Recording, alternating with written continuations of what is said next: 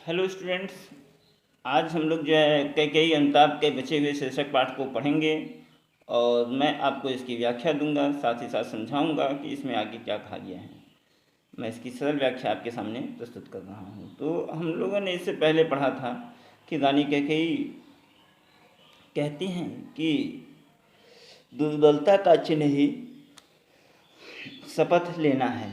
शपथें खाना, सौगंध खाना दुर्बलता का ही चिन्ह है, किंतु अबलाओं के लिए इससे बढ़कर और कौन सा दूसरा पथ हो क्या होगा। और इसी क्रम में वे कहती हैं कि यदि भरत ने मुझे श्री राम को वनवास देने के लिए उकसाया हो, तो जैसे मैंने अपने पति को खो दिया वैसे ही मैं अपने पुत्र को खो दूँ। और जब रानी कैकेयी के इन वचनों को सुनकर सभा में बैठे लोग उन्हें रोकने का प्रयास करते हैं, तो वे उन्हें रोकते हुए कहती हैं कि मैं जो कुछ कह रही हूँ उसे सुनो, और अगर इसमें कोई भी सार बात हो तो उसे सब लोग जो है ध्यान देकर समझो, चुनो। क्योंकि यदि मैंने इतना पहाड़ के समान जो मैंने पाप किया है, इस पाप को करने के बाद भी अगर मैं मौन रही, मैंने नहीं कुछ बोला, मैंने बिल्कुल भी पश्चाताप नहीं किया, तो मैं इसे कैसे बर्दाश्त कर पाऊँगी। और मैत्री क्षणगुप्त जी कहते हैं कि जो रात्र थी वह कैकेयी के जो है कैकेयी जब अपने पश्चाताप की अग्नि में जल रही थी, तो मानो आकाश भी ओस रूपी बूंदों के माध्यम से उनके पश्चाताप को आंसुओं के रूप में व्यक्त कर रही थी। और संपूर्ण सभा के ऊपर में उपस्थित लोगों की संवेदना उनके साथ थी, मानो सभा सहित प्रकृति ने भी उन्हें उनके अपराध के लिए क्षमा कर दिया हो। रानी कैकेयी, जिसने अपनी अनुचित मांग से पूरे अयोध्या और वहां के निवासियों का जीवन अस्त व्यस्त कर दिया था, आज पश्चाताप की अग्नि में जलकर उल्का के समान, नए किरण उल्का पिंड के समान सद्भावना की किरणें बिखेर रही थीं, और इनके इस रूप के परिणामतः वहां उपस्थित लोगों में एक साथ भय, आश्चर्य और शोक के भाव उमड़ रहे थे। अगला पद है, क्या कर सकती थी मरी मंत्रा दासी, मेरा ही मन न रह सका निज विश्वासी। जल पंजरगत अब अरे अधीर अभागे, वे ज्वलित भाव थे स्वयं तुझी में जागे, स्वयं मुझी में जागे। पर क्या था केवल ज्वलित भाव ही मन में, क्या शेष बचा न कुछ और जन्मे, क्या मूल्य नहीं वात्सल्य मात्र क्या तेरा, पर आज अन्य सा हुआ वत्स भी मेरा। थूके मुझ पर त्रैलोक के भले ही थूके, जो कोई जो कह सके कहे क्यों छूके। छीने न मात्र पद किंतु भरत का मुझसे, हे राम दुहाई करूं और क्या तुझसे। तो कैकेयी कहती हैं कि मंथरा दासी जो है, मंथरा को निर्दोष बताते हुए कहती हैं कि मंथरा तो एक साधारण सी दासी है, वह भला मेरे मन को कैसे बदल सकती थी। सच तो यह है कि मेरा मन स्वयं ही अपने प्रति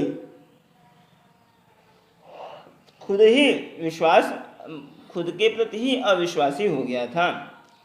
और वे अपने आप को धिक्कारते हुए कहती हैं कि हे मन, मेरे शरीर में स्थित हे मन, ईर्ष्या देश से परिपूर्ण वे ज्वलित भाव, वे ज्वलंत भाव, वे ईर्ष्या रूपी भाव सबसे पहले मेरे ही अंदर तुझ में ही जागे हुए थे।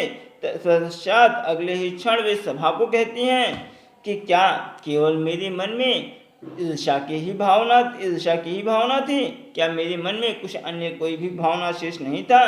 क्या मेरे मन के वात्सल्य का भाव अर्थात पुत्र स्नेह का कोई अन्य मूल्य नहीं, किंतु हाय आज मेरा स्वयं का पुत्र ही मुझसे पराये की तरह व्यवहार करता है। पर आज अन्य सा हुआ वह सभी मेरा, परंतु आज वह पुत्र भी जिसके लिए मेरे मन में ममता की भावना थी, वह भी आज मुझे अन्यों की तरह देख रहा है और पराये की तरह व्यवहार करता है। अपने कर्मों पर पछताते हुए कैकेयी कहती हैं कि तीनों लोग अर्थात धरती आकाश पाताल भले ही मुझे क्यों न धिक्कारे, मेरे विरुद्ध जिसके मन में जो आए सो कहे, परंतु हे राम मैं तुमसे प्रार्थना करती हूँ, इतनी ही विनती करती हूँ कि मेरा मातृपद अर्थात भरत को पुत्र कहने का जो मेरा अधिकार है वह मुझसे छीना न जाए, अर्थात इस भरत सदैव मेरा पुत्र बना रहे। तो यहाँ पर भाव यह है कि प्रस्तुत पद्यांश में कैकेयी अपनी विवशता को प्रकट करती है कि एक माँ अपनी संतान के लिए सब कुछ करने के लिए हमेशा तैयार रहती है, इसके बावजूद उसे उसे उसे उसके इस संतान से प्यार नहीं मिलता। करुण रस का उपयोग है, मंदाक्रांता छंद है, एक परिष्कृत खड़ी बोली का उपयोग किया गया है, अनुप्रास और उपमा अलंकार है। कहते के अगला पद्यांश नंबर 7 कि कहते आते थे यही अभिनर्देही माता न कुमाता पुत्र कुपुत्र भले ही, अब कहें सभी यह हाय विरुद्ध विधाता है, पुत्र पुत्र ही रहे कुमाता माता। कैकेयी कहते हैं कि अभी तक सभी मनुष्य यह कहते आते थे कि माता कभी बुरी नहीं हो सकती, पुत्र भले ही बुरा हो जाए। अर्थात माता के प्रति अपने कर्तव्यों को पूरा करने में भले ही चाहे कितनी लापरवाही क्यों न दिखाए, किंतु माता कभी पुत्र के प्रति अपने कर्तव्यों को पूरा करने में लापरवाही नहीं करती हैं। माता सदैव अपना उत्तरदायित्व तो निभाती हैं, किंतु अब कहें सभी यह हाय विरुद्ध विधाता है, पुत्र पुत्र ही रहे माता माता। अब सब यही कहेंगे क्योंकि विधाता मेरे विरुद्ध हैं, अब सब यही कहेंगे कि भरत जैसे पुत्र तो पुत्र ही रहते हैं, लेकिन कैकेयी जैसी माता कुमाता हो जाती हैं, अपने उत्तरदायित्वों का पालन नहीं करती हैं, अपने बुरी, क्योंकि मैंने अपने पुत्र के हित के विरुद्ध कार्य किया हुआ है। बस मैंने इसका वाह मात्र ही देखा, दृढ़ हृदय न देखा, मृदुल गात्र ही देखा, परमार्थ न देखा, पूर्ण स्वार्थ ही साधा। इस कारण ही तो हाय आज यह बाधा, युग युग तक चलती रहे कठोर कहानी, रघुकुल में भी थी एक अभागिन रानी।